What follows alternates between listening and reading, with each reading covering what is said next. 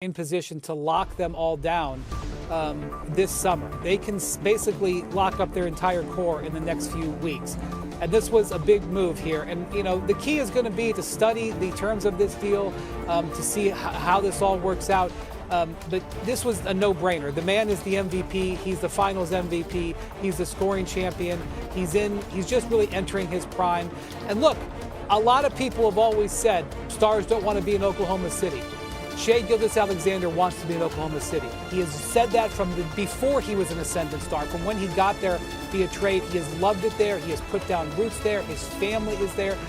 If you know, you were like Tim and I, and even David, we're there in the finals. If you spend any time around Shai, if you spend time around his family, if you spend time around the Thunder, you understood that this guy has roots there. And now he's backing that up with his actions. This is a full extension. He's now committed for 6 years. Okay, this is him saying, I want to do something special here. The Thunder have positioned themselves to pay him. They positioned themselves to support around him, whether it's the players they have on the roster now or it's the flexibility they have with all of their draft picks. They can present to him that this is the team that he is going to want to spend his prime with, which is what this commitment is. And I think the big thing is they now have Jalen Williams and they now have Chet Holmgren that they can also do contracts with in the coming days. During the season, they extended Alex Caruso, who's a vitally important role player for them. Because they positioned themselves and built this team organically, they're able to do this. They are going to face second apron realities and difficulties a couple of years from now, but the Thunder aren't going anywhere, and this is a big moment that they should celebrate getting this onto paper. All right, your reaction with the Supermax contract. The Oklahoma City Thunder are the NBA champions, and they are set up to be the dominant force in the NBA for the rest of the decade. We just talked about how good the Houston Rockets are and how well positioned they are, but the Thunder are better positioned. They're better positioned than any team in the league, and that's because they have the MVP of the league, who is now locked up for 6 seasons, as Brian just perfectly laid out. Jalen Williams and Chet Holmgren will soon sign long-term extensions to be the centerpieces of this team alongside Shai Gilgeous-Alexander. And yes, the Thunder are going to have to deal with the second apron like everybody else. The Thunder also have a mountain of draft picks to continue to add young players to this team. They have players signed to cheap, long-term descending contracts that will help them avoid the second apron going forward.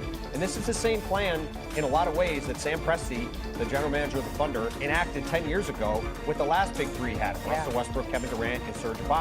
I was in Sam Presti's office a decade ago when he was laying out what the future payrolls of the Thunder were going to be and what they were going to do to support that team as those guys aged into the next stage of their careers. Now, it turned out Kevin Durant left, Serge Ibaka left, James Harden was traded away. But when they had Paul George and Carmelo Anthony, they paid a mountain in luxury tax payments because they had spent years preparing to pay for that kind of a team. They've done the same thing the last few years. They've had one of the cheapest teams in the league from a payroll standpoint. They've been putting money aside to pay for this team. They're not going to be in a situation where in a couple of years they're going to go, oh man, Thunder are expensive. They got to trade Jalen Williams. They have to trade Chet Holmgren. They're in a situation where they are preparing to be a dominant force in the NBA for the next several years, probably through the end of the decade and maybe further. You now have Shai Gilgeous-Alexander under contract till 2031, right? This is a team that, you look going forward, there's arguably not been a team better positioned to deal with a 5 or 6 year run in the history of the league than this Thunder team.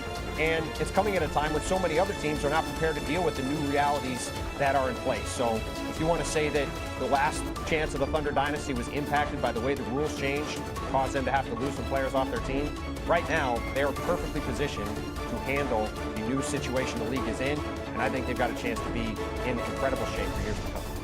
Thunder are last of a dying breed.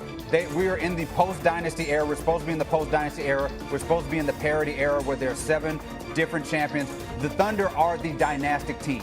They are the team that is going to be in the finals, in the conversation for the finals, in the conference championship for the foreseeable future. And this is part of what they've done to lock this thing up. SGA, as Wendy said, when you go there to the finals and you see them at OKC, you see SGA got his crew out there. Lil Yachty was out there after one of those games. You bring Lil Yachty to OKC because you're saying, this is my home and I'm bringing people here to this city. I am embracing this city, and he has everybody else built into embracing that. You just got to sign those checks, and Presti is ready to continue to sign those checks. for the next few years. This team, even if you say Houston can win this game this year, maybe the next, OKC is going to bounce right back. They will be in that conversation for years and years to come, while everybody else is scrambling with their second apron, trying to figure out how to finish their roster, fill out their rosters, trying to figure out how to get stars. OKC already has that. They'll be making moves in the margins, and they have a guy in Sam Presti who is ready to do that. But be prepared for OKC to be the next mega power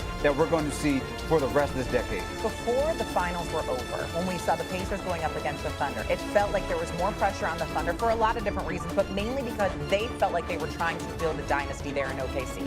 Well, now they win the first championship, they get that under their belt, and now they're starting to sign their stars to these max contracts, and now it truly feels like not so much pressure, but that they are trying to build this dynasty. Wendy, final word here on this whole situation and our breaking news about Shai Gilgeous-Alexander. The best situation you could ever be in as a team is to be questioned about whether you can be a dynasty, because that means you've got a championship team and you've got a team built in such a way that you think people think you can win more. So the Thunder are going to have problems in the future because that's the nature of basketball, but their problems are all wonderful problems to have. Okay, so you look at Houston getting Steven Adams under contract, getting Clint Capella. Look what the Clippers did. They have Ivica Zubac. He's one of the best centers in the league, but they still go out and get a starter quality backup in Brook Lopez yesterday. They prioritized that. That was their most important thing to do. So I really like the way Houston is looking at their competition and the Clippers to a lesser extent and trying to plan for the long season ahead. All right, Bobby, over in the East, what grade are you giving the Atlanta Hawks for their offseason so far? I'm going to give them a B+. I don't want to give them an A quite yet here, but I do like what Atlanta's been able to do. Yesterday, Nickeil Alexander-Walker, they're going to acquire him in a signing trade. They also agreed to Luke Kennard, the shooter from Memphis last year here. They have strengthened their backcourt. Keep an eye on extensions, certainly for Dyson Daniels. We'll see what happens with Trae Young, but I do like what Atlanta did, and that's a carryover effect from last week with that Kristaps Porzingis trade.